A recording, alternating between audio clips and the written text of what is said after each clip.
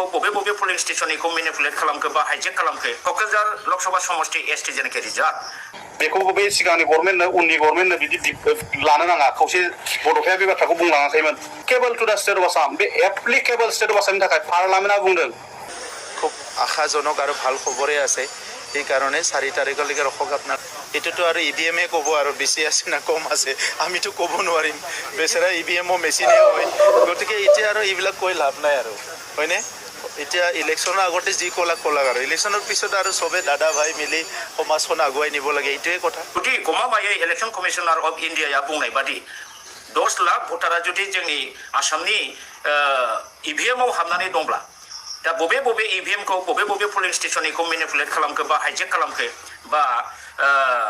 टेम्पारिं खालामखो बे जिनिसा साननो गोनां जाबाय निश्चय आंनि अनुमान मथे बिजेपिया ओरैबायदिखौ टेम्पारिं खालामगोन जे समष्टियाव बिथांमोनहा जेनगोन बादि बे जेनगोन बादिखौ बे 10 लाख जेनाखि दा एक्सेस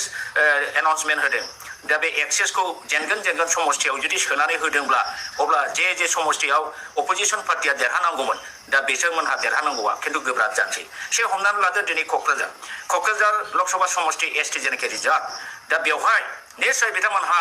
जेनगोनखौ नुहुरखानानै इउपिपिएल आरो बिजेपि एलायन्स सरकारनि जेनाखि जयन्त बसुमतारी केन्डिडेट बेखौ देरहाहोनो निश्चय बेवहाय 1.5 लाख 2 लाख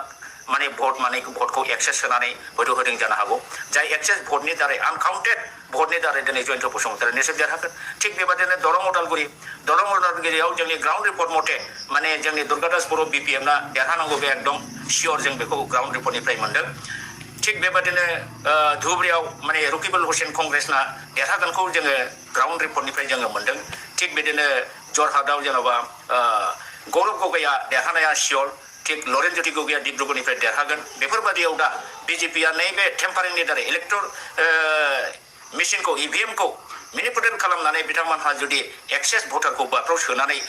टेकनिकेलि जुदि टेम्पारिं खालामनानै होयोबा खिन्थु जायखौ देरहागोन सानदों दिनै ग्राउन्ड रिपर्ट मथे बिथांमोनहाबो हयथ' देरहानाय नङा दा आं सानदों निश्चय क'क्राझार आरो दरं उदालगुरि बिथांमोन बे मोननै समष्टियाव बिथांमोनहा जुदि टेम्पारिं खालामाबा बा नोङो हाइजेक खालामाबा मा होनो बिदिखौ मेनिपुलेट खालामाबा बिसोरो माने देरहानायनि खुनु माबा गैया बिपिएफनि दलानो दुर्गादास बर' आरो खाम्फा बरगयारि बिथांमोनानो देरहागोन आरो जुदि जेनेबा जोङो होननांगोन बे जिनिसा टेम्पारिं जादों दा जोंहा नैबेखौ नायनांगौ जे भटनि पार्सेन्टेजआ बा टटेल भटआ बेसेबां जायामोन बेलट पेपार एकाउन्टआव बे जिनिसा प्रतिथा पोलिं बुथआव थाखायो जे टटेल भटारा एसेबांमोन टटेल भट जादों एसेबां पार्सेन्टेजआ एसेबां दा बे जिनिसखौ काउन्टिं एजेन्टफ्रा मोजाङै काउन्टिं टाइमावहाय जुदि बिनि टटेलखौ नायोब्ला माने बिथांमोनहा गमामायै एक्सेस भट होमारदों नामा बे जिनिसखौ जोङो हमनो हागोन आरो बे बेलायाव केन्डिडेटफ्रा बिसेसकै दे माने एमपिनि जायफोर केन्डिडेट बिथांमोनहा बिराद स्ट्रं जानांगोन आरो काउन्टिं जुरिजेननायनिफ्राय जोबजासे बिथांमोनहा लागातार नांथाबनांगोन आनरेस्ट भाबै बिथांमोनहा प्रतिथा पोलिं सेन्टारनि टटेल भटआ बेसेबां पार्सेन्टेजआ बेसेबां बे हिसाबखौ लानानै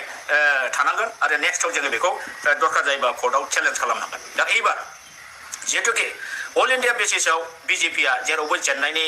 लक्षणखौ दा नुदों दा बे हिसाबै बिथांमोनहा बे इभिएमखौ टेम्पारिं खालामनायनि खुनु बाथ्रा गैया दा बिथांमोनहा बेबादिनो